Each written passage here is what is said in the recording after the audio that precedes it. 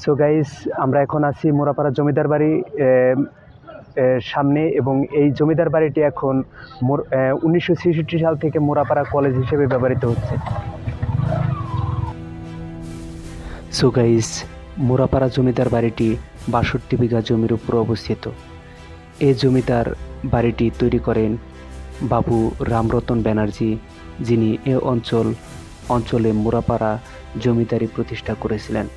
এরপর তার কয়েকজন বংশধর কর্তৃক প্রাসাদটি সংস্কার ও সম্প্রসারণ করা হয়।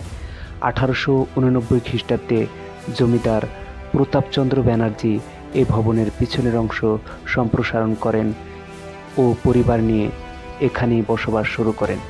তার পুত্র বিজয়চন্দ্র ব্যানার্জি 1899 খ্রিস্টাব্দে প্রাসাদের সামনের অংশ একটি ভবন নির্মাণ ও 2টি পুকুর খনন করেন।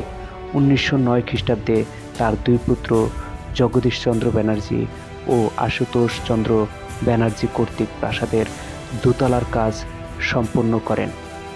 1947 খ্রিস্টাব্দে ভারত উপমহাদেশ বিভক্ত হওয়ার পর জগদীশচন্দ্র ব্যানার্জি তার পরিবার নিয়ে কলকাতায় গমন করেন।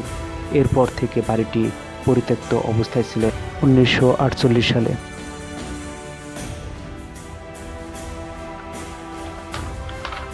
পাকিস্তান সরকার বাড়িটি দখল করে নেয় এবং এখানে একটি হাসপাতাল ও কিশোরী সংশোধন কেন্দ্র স্থাপন ও কার্যক্রম শুরু করে।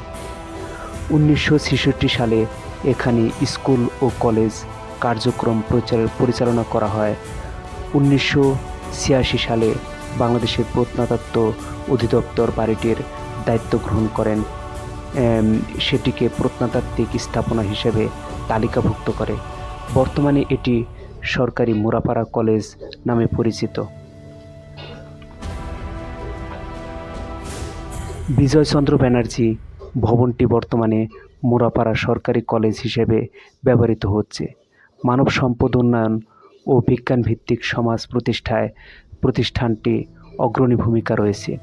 সরকারি মোরাপাড়া কলেজ 1000 আসন বিশিষ্ট সাদৃশ্য অডিটোরিয়াম ও 4 তলা বিশিষ্ট নতুন আইসিটি ভবন, নান্দনিক শহীদ মিনার, এছাড়াও 8 তলা বিশিষ্ট আরও একটি নতুন ভবন নির্মাণাধীন।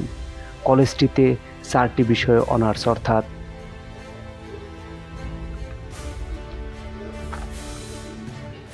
রাষ্ট্রবিজ্ঞান, হিসাববিজ্ঞান, ব্যবস্থাপনা ও মার্কেটিং বিষয়ে অনার্স ও একটি বিষয়ে মাস্টার্স কোর্স চালু আছে। 2018 সালে কলেজটি সরকারিকরণ করা হয়।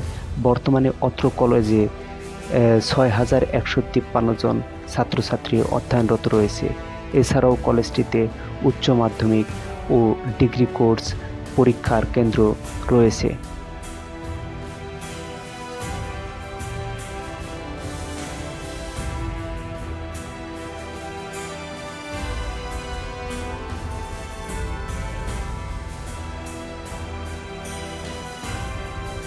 সো গাইস, পিছনের যে অংশটা দেখতেছেন, এটা এই যে মাঠটা আছে, মাঠটা খেলা দেখার জন্য এই স্থানটা নির্মাণ করা হয়েছে। সো গাইস, আমার পিছনের যে অংশটা দেখতেছেন, এটা মোরাপাড়া কলেজ অডিটোরিয়াম। এটা মোরাপাড়া সরকারি কলেজের ছাত্র সংসদ হিসেবে ব্যবহৃত হচ্ছে।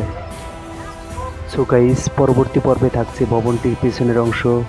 সো আমাদের সঙ্গে থাকুন, আমাদের পাশে থাকুন এবং আমাদের চ্যানেলটির সামনে এগিয়ে যাওয়ার পথ সুগম করুন।